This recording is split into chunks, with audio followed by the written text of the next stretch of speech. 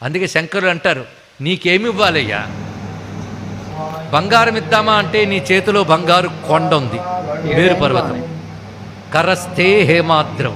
పోనీ ధనం ఇద్దామా అంటే నువ్వు ఇస్తే కుబేరుడికి ఆ పోస్ట్ వచ్చింది.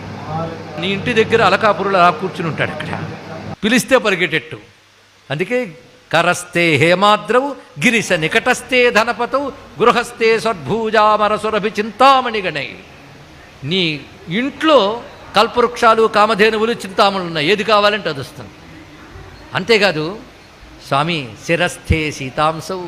ఒక్కొక్కసారి ప్రేమ పైత్యం ముదిరితే చంద్రుడిని తీసుకొచ్చి నీ తలలో పెడతా అంటాం.